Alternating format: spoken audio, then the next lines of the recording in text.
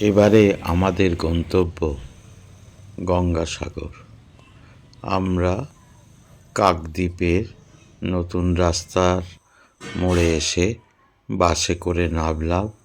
সেখান থেকে অটো ধরে আমরা চলে গেলাম ফেরিঘাটে।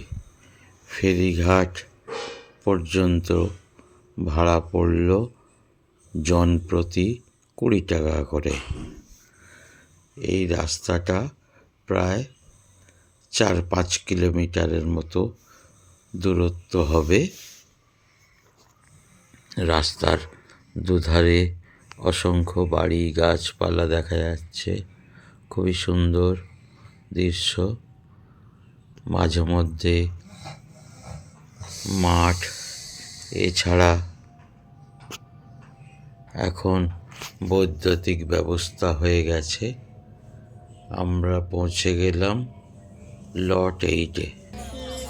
সেখান থেকে আমরা ফেরি করে যাত্রা করব কচুবেড়িয়া।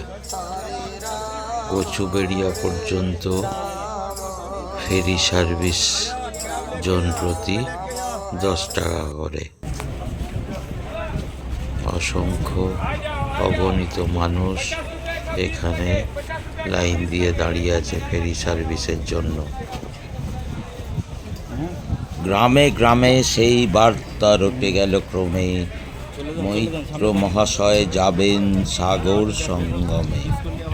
তীর্থস্থান লাগে সঙ্গী দল গেল জুটি, কত বাল বৃদ্ধ নরনারী নৌকা দুটি প্রস্তুত হইল ঘাটে। পুণ্য লভাতুর মোক্ষদা কহিল আসি, কহে দাদা ঠাকুর আমি হব তব সাথী। বিধবা যুবতী দুখানি করুণ আঁখি, মানে না যুকতি কেবল মিনতি করে। অনুরোধ তার এড়ানো কঠিন বড়, স্থান কোথার মৈত্র কহিলেন তারে। পায়ে ধরি তব বিধবা কহিল কাঁদি, স্থান করি লব। কোনো মতে এক ধারে ভিজে গেল মন, তবু দ্বিধা ভরে তারে শুধালে ব্রাহ্মণ। নাবালক ছেলেটিকে কি করিবে রবে, উত্তর কহিল নারী রাখাল সে রবে আপন মাসির কাছে। তার জন্ম পরে বহুদিন ভুগেছেন সূতিকার জ্বরে। বাঁচিব ছিল না আশা, অন্নদা তখন আপন শিশুর সাথে দিয়ে তারে স্তন মানুষ করেছে যতনে। সেই হতে ছেলে মাসির আখেরে আছে মার কোল ফেলে। কলকাতার ধর্মতলা থেকে আপনি যদি সাগরদ্বীপে পৌঁছতে চান তাহলে আপনাকে মোট 4টি ঘন্টা ব্যয় করতে হবে। প্রথমে বাস, তারপরে ফেরি, আবার বাস বা অটো, ট্রেকার অথবা 4 চাকার কোনো ছোট গাড়ি। এই সম্পূর্ণ যাওয়ার জন্য আপনার খরচ পড়বে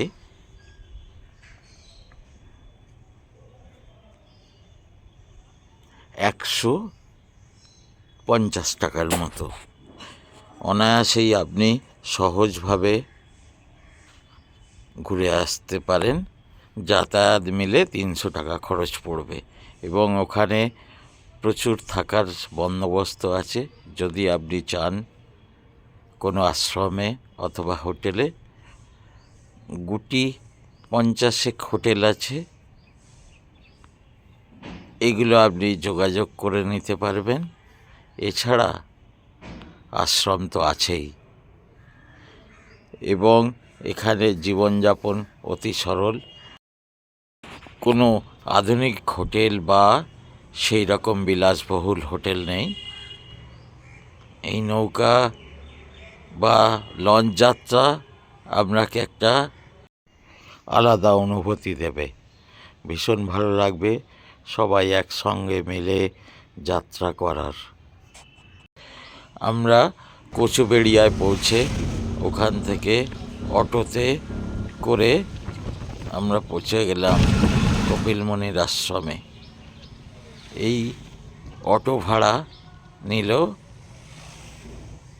400 টাকা যাওয়ার জন্য। যেতে মোটামুটি 45 মিনিট থেকে 1 ঘন্টা সময় লাগবে।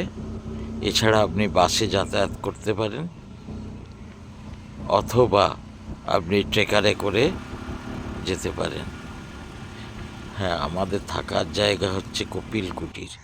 এই কপিল কুটির একটি আশ্রম, ভারত সেবাশ্রমের মতোই আরেকটি আশ্রম। এখানে আধুনিকতার ছোঁয়া না থাকলেও আপনি স্বাচ্ছন্দ্যে থাকতে পারবেন। ঘর ভাড়া 300 থেকে 1200 টাকা পর্যন্ত। 1200 টাকার ঘরে আপনি গিজার পাবেন, কিন্তু কোনো ঘরে টিভি নেই। এছাড়া আপনি একটা বিরাট বড় ক্যাম্পাসের মধ্যে থাকতে পারবেন। ঘরগুলো মোটামুটি পরিষ্কার পরিচ্ছন্ন এবং বিছানাপত্র বেশ ভালোই। আমরা চলে এলাম লাগেজ রেখে গঙ্গার স্নানের ঘাটে। এখানে আজ স্নান করে কপিলমুনির আশ্রমে পুজো দেব কপিল ঠাকুরের। আমরা স্নান ফান করার পরে আমরা সোজা চলে যাব মন্দিরের উদ্দেশ্যে। এখানে বহু লোক স্নান করছে।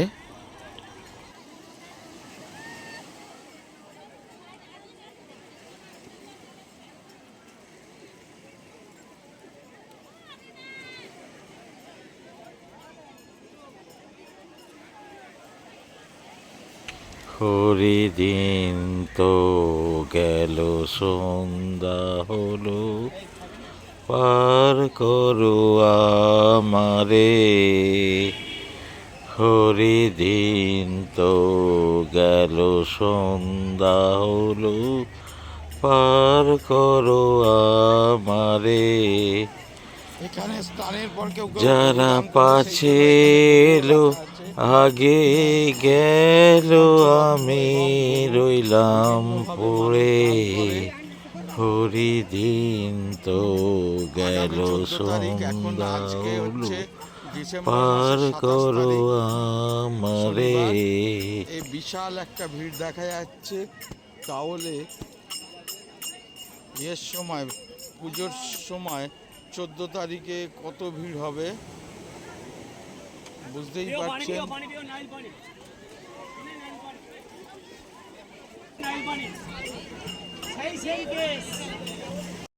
স্নান পর্ব সেরে আমরা এবার চললাম মন্দিরের উদ্দেশ্যে। কপিলমুনির আশ্রম ও মন্দির দেখতে। সেখানে বিভিন্ন রকমভাবে এখনো গঙ্গাসাগর মেলার কাজ পুরো দমে চলছে। অগণিত শ্রমিকরা দিন রাত্রির কাজ করে চলেছে। তাদের বিশ্রামের অবকাশ নেই। আর মাত্র 15 দিনের মতো বাকি। এই সময় সমস্ত তাঁবু ছাউনির উদ্দেশ্যে এই হোগলা পাতা নিয়ে যাওয়া হচ্ছে। হোগলা পাতার ঘরে সাধারণ দর্শনার্থীরা থাকবেন এবং এছাড়া এই মাঠের মাঝখানে একটা প্রেস ব্যুরো তৈরি করা হয়, যেখান থেকে সমস্ত খবরাখবর, বিভিন্ন কাগজ, সংবাদপত্র। এটি একটি প্রসাদ বিক্রয় কেন্দ্র অর্থাৎ ডালি কেন্দ্র। এখান থেকে আপনি প্রসাদ কিনে মন্দিরে পুজো দিতে পারেন। মন্দিরে পুজো দেওয়ার জন্য আপনি অন্য কোথাও প্রসাদ পাবেন না, এইখানেই আপনাকে প্রসাদ কিনতে হবে। এই যে বড় গম্বুজাকৃতি যে ভবনটি দেখা যাচ্ছে, সেখান থেকে আপনি প্রসাদ কিনে মন্দিরে পুজো দিতে পারবেন। দেয়ালে বিভিন্ন দেবদেবতার পটচিত্র দেখা যাচ্ছে। এদিকে দেবাদিদেব মহাদেব সূর্যকে আমন্ত্রণ জানাচ্ছেন, সঙ্গে তার মহেয়সী স্ত্রী দেবী দুর্গা একটি হস্তে শঙ্খ নিয়ে সাগর দেবতাকে আলিঙ্গন করা হচ্ছে, অভ্যর্থনা করা হচ্ছে।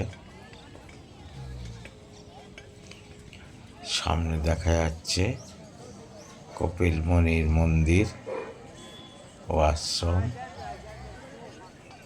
এই মন্দিরে প্রবেশের জন্য কোনো প্রবেশ মূল্য নেই, বা এই সময় মন্দিরে ঢোকার জন্য তেমন কিছু ভিড় লক্ষ্য করা যায়নি। কিন্তু আগামী জানুয়ারি মাসের 8 থেকে 10 তারিখের মধ্যে এখানে তিল ধারণের জায়গা থাকে না।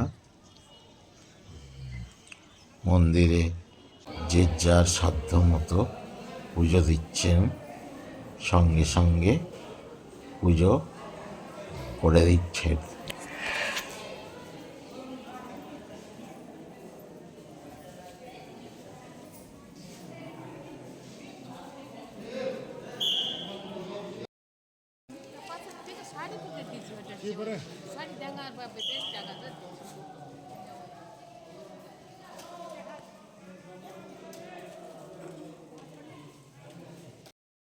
কপিল মুনির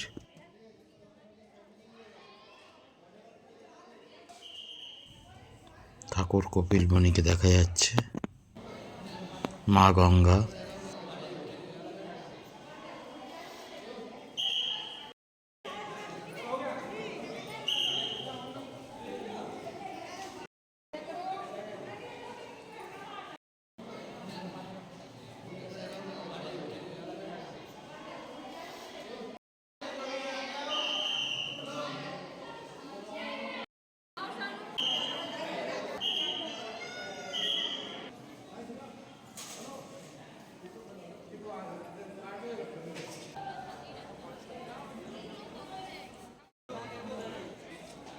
করে নাও।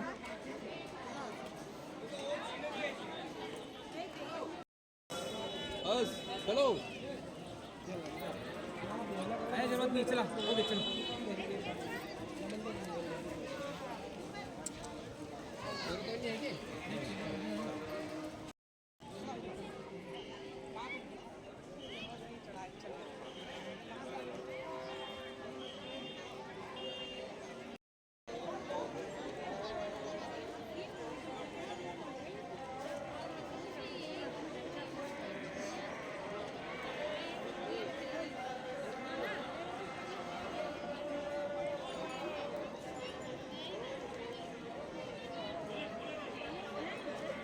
এদিকে তাকিও।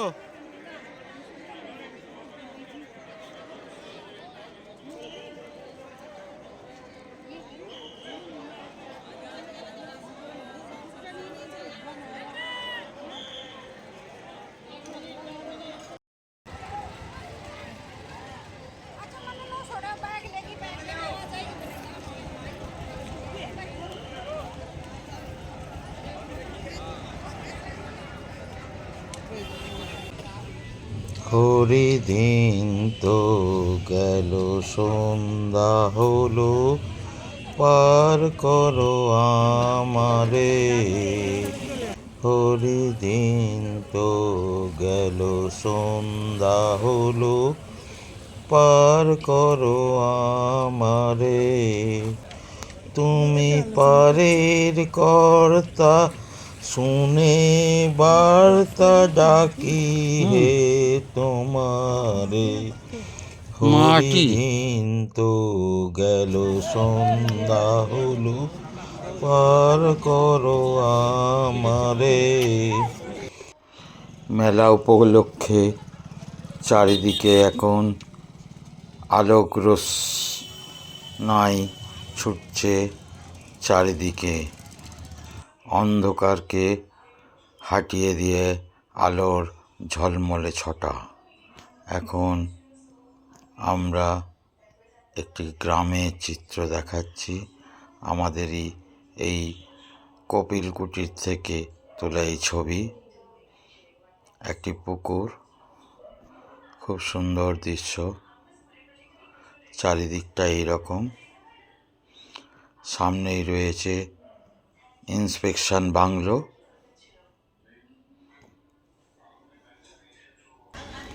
এদিকে আবার একটু কপিল কুটির মন্দিরটা দেখাচ্ছি। মন্দিরের ভিতর দেবতা, মুনি, ঋষি সমস্ত বিরাজ করছে। এখানে ভোগাদির ব্যবস্থা রয়েছে। মেলা ইয়ারই জায়গা। আগে যেটি কি বলা হতো, সব তীর্থ বারবার, গঙ্গাসাগর একবার, কিন্তু বর্তমানে সেটি অনেক কম।